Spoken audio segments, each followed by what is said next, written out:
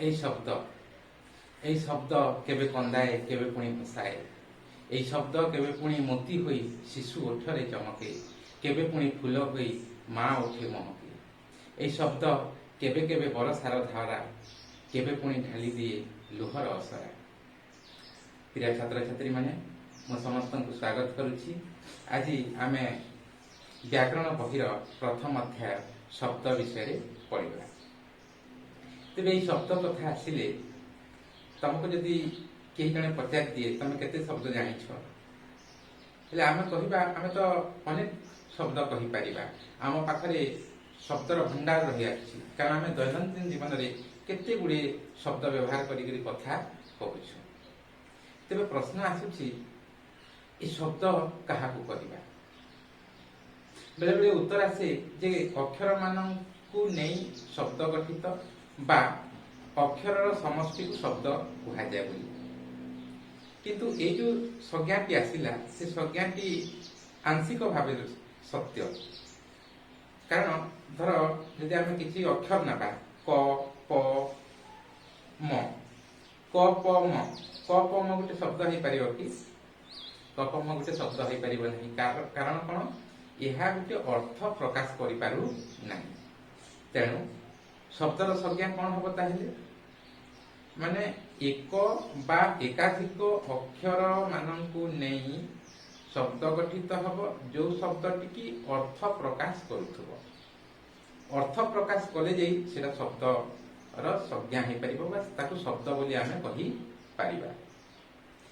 ତେବେ ପ୍ରଶ୍ନ ଆସୁଛି, ଏତେ ଗୁଡ଼ିଏ ଶବ୍ଦ ଯୋଉ ଆମେ ବ୍ୟବହାର କରୁଛୁ କଥା କହିଲା ବେଳେ, ଏଇ ଶବ୍ଦ ଗୁଡାକ ଆସିଲା କେଉଠୁ? ମାନେ କେମିତି ତିଆରି ହେଲା? କିଏ ଆମକୁ ଏତେ ଶବ୍ଦ ଶିଖେଇଲା? ତେବେ ଏଇ ଶବ୍ଦର ଯଦି ଉତ୍ପତ୍ତିକୁ ଆମେ ଦେଖିବା, ଏଇ ଶବ୍ଦ ଆମର ଚାରି ପ୍ରକାର ହବ। ପ୍ରଥମକୁ ଆସିବା ଆମେ ତତ୍ସମ ଶବ୍ଦ। ତତ୍ସମ ଶବ୍ଦ ମାନେ ତାହା ସହିତ ସମାନ। ତାହା ସହିତ ସମାନ ମାନେ ସଂସ୍କୃତ ଭାଷାର ଯୋଉ ଶବ୍ଦ ରହିଛି ତା ସେଇ ଶବ୍ଦ ସହିତ ସମାନ।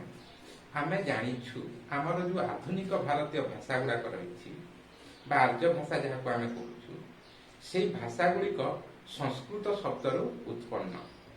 କୁହାଯାଇଛି ଯେ ସଂସ୍କୃତ ଭାଷା ସର୍ବେଷାଂ ଭାଷାନାଂ ଜନନୀ ଭବତି। ସଂସ୍କୃତ ଭାଷା ସବୁ ଭାଷାର ଜନନୀ ଅଟେ। ମାନେ ଆମର ଆଧୁନିକ ଭାରତୀୟ ଭାଷା ଗୁଡାକ ସଂସ୍କୃତ ଶବ୍ଦରୁ ଉତ୍ପତ୍ତି ହେଇଛି। ତେଣୁ ନିଶ୍ଚିତ ଭାବରେ ଆମର ଓଡ଼ିଆ ଭାଷା ମଧ୍ୟ ସଂସ୍କୃତ ଭାଷାରୁ ଆସିଅଛି। ତେବେ ଏଇ ଯୋଉ ସଂସ୍କୃତ ଶବ୍ଦ ଗୁଡିକ, କିଛି ସଂସ୍କୃତ ଶବ୍ଦ ଆମର ଓଡ଼ିଆରେ ମଧ୍ୟ ବ୍ୟବହାର ହୋଇଛି। ଯେମିତି ନଦୀ, ଆକାଶ, ପିତା, ପର୍ବତ, ଏଇ ଶବ୍ଦ ଗୁଡାକ ସଂସ୍କୃତ ଶବ୍ଦ। ସଂସ୍କୃତ ଶବ୍ଦ ହେଲେ ମଧ୍ୟ ଆମର ଓଡ଼ିଆରେ ବ୍ୟବହାର ହଉଛି।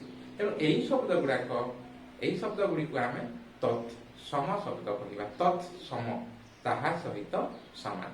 ଆସିବା ଆଉ କେତେ ଗୁଡ଼ିଏ ଶବ୍ଦ, ଯୋଉ ଶବ୍ଦ ଗୁଡାକ ସଂସ୍କୃତରୁ ବାହାରି ଆସିଛି, ପୁରା ଖାଣ୍ଟି ସଂସ୍କୃତ ନ ହୋଇକରି ଟିକେ ଅଲଗା।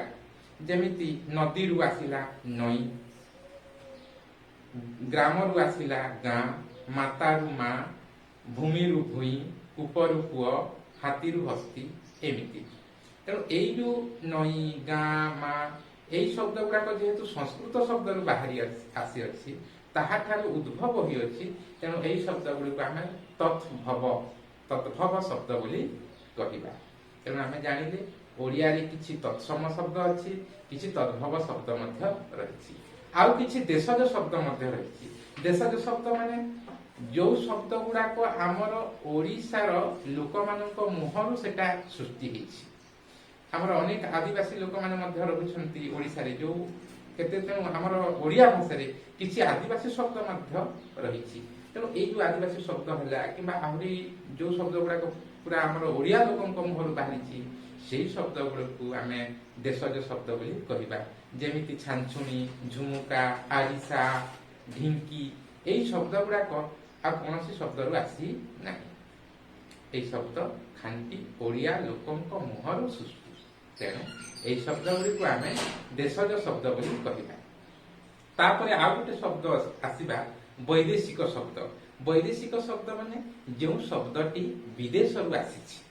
ତମେ ଜାଣିଥିବ ଆମର ଭାରତ ବର୍ଷକୁ ବିଭିନ୍ନ ଦେଶର ଲୋକମାନେ, ରାଜାମାନେ ଆସିଥିଲେ ଆକ୍ରମଣ ଉଦ୍ଦେଶ୍ୟରେ, ଶାସନ କରିବା ଉଦ୍ଦେଶ୍ୟରେ, ରହିବା ଉଦ୍ଦେଶ୍ୟରେ। ତେବେ ସେମାନେ ଯେତେବେଳେ ଆସିଲା ପରେ ସେମାନଙ୍କ ସହିତ ଆମର ଯୋଉ ଭାବର ଆଦାନ ପ୍ରଦାନ ହେଲା।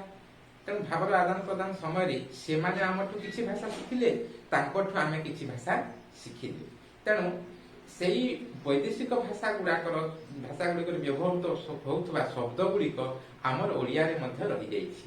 ତେବେ ଆମେ କିଛି ବୈଦେଶିକ ଶବ୍ଦ ବିଷୟରେ ଜାଣିବା। ପ୍ରଥମେ ଆମେ ଆସିବା ଇଂରାଜୀ ଶବ୍ଦ। ତମେ ତ ଜାଣିଛ ଆମର ଭାରତ ବର୍ଷକୁ ଇଂରେଜ ମାନେ 250 ବର୍ଷ ଧରି ଶାସନ କରିଥିଲେ। ତେଣୁ ତାଙ୍କ ସହିତ ଯେହେତୁ ଆମେ ମିଶିଛେ କିଛି ବର୍ଷ, ତେଣୁ ତାଙ୍କର ଭାଷା, ତାଙ୍କର ଶବ୍ଦ ଗୁଡ଼ିକ ଆମର ଓଡ଼ିଆରେ ବ୍ୟବହୃତ ହେଉଛି। ଯେମିତି ଟେବଲ, ଚେୟାର, ଗ୍ଲାସ, ମଗ, ଏଇ ସବୁ ଶବ୍ଦ। ଆହୁରି ଅନେକ ଶବ୍ଦ ରହିଛି ଇଂରାଜୀ ଶବ୍ଦ, ଯୋଉଟା କି ଆମର ଓଡ଼ିଆରେ ବ୍ୟବହୃତ ହେଉଛି। ଆଉ ଯଦି ଆମେ ଆସିବା ଯେମିତି ପର୍ତ୍ତୁଗୀଜ ଶବ୍ଦ, ପର୍ତ୍ତୁଗୀଜ ମାନେ ମଧ୍ୟ ଭାରତକୁ ଆସିଥିଲେ। ତେଣୁ ସେମାନଙ୍କର ଶବ୍ଦ ମଧ୍ୟ ଆମର ଓଡ଼ିଆରେ କିଛି ରହିଯାଇଛି। ଯେମିତି ଗିର୍ଜା, ପାଦ୍ରୀ, ଏଇ ଶବ୍ଦ ଗୁଡାକ ଆମର ପର୍ତ୍ତୁଗୀଜ ଶବ୍ଦ, ଯାହାକି ବର୍ତ୍ତମାନ ସେଟା ଓଡ଼ିଆରେ ମଧ୍ୟ ଆମେ ବ୍ୟବହାର କରୁଛୁ। ସେମିତି ଆସିଲା ଗୋଟେ ଜାବନିକ ଶବ୍ଦ। ଜାବନିକ ଶବ୍ଦ ମାନେ ଯବନ ବା ମୁସଲମାନ ବା ମୋଗଲ ମାନେ ଯୋଉ ଆସିଥିଲେ, ସେ ମୋଗଲ ମାନେ ଆସିକିରି ତାଙ୍କ ସହିତ ପୁଣି ଆମର ଭାବର ଆଦାନ ପ୍ରଦାନ ହେଲା। ତେଣୁ ତାଙ୍କର ଶବ୍ଦ ଗୁଡ଼ିକୁ ମଧ୍ୟ ଆମେ ଶିଖିଲେ, ଆମେ ବ୍ୟବହାର କଲେ।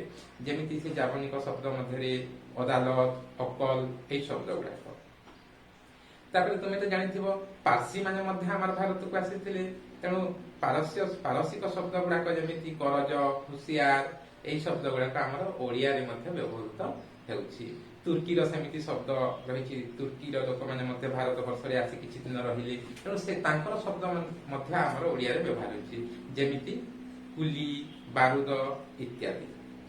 ତେବେ ଛାତ୍ରଛାତ୍ରୀ ମାନେ, ଆଜି ଆମେ ଶବ୍ଦ କଣ ଜାଣିଲେ, ଶବ୍ଦର ଉତ୍ପତ୍ତି ମଧ୍ୟ ଜାଣିଲେ। ଶବ୍ଦ କେତେ ପ୍ରକାର ଆମେ ଜାଣିଲେ। ଶବ୍ଦର ଉତ୍ପତ୍ତି ଅନୁସାରେ ତାକୁ ଭାଗ କରାଯାଇଛି 4 ପ୍ରକାର। ଗୋଟିଏ ତତ୍ସମ, ତଦ୍ଭବ, ଦେଶଜ ଏବଂ ବୈଦେଶିକ। ତାହେଲେ ମୁଁ ଭାବୁଛି ଆଜିର ଶିକ୍ଷାଦାନଟି ତମ ପାଇଁ ବୋଧଗମ୍ୟ ହୋଇଥିବ ଏବଂ ଆନନ୍ଦମୟ ହୋଇଥିବ। ଏଥିରେ କିଛି ପ୍ରଶ୍ନ ରହିଛି ତମ ପାଇଁ। ସେ ପ୍ରଶ୍ନର ଉତ୍ତର ଗୁଡ଼ିକୁ ଲେଖି ମୋ ନିଜ ନମ୍ବରରେ ତମେ ପ୍ରେରଣ କରିବ। ସମସ୍ତଙ୍କୁ ଧନ୍ୟବାଦ।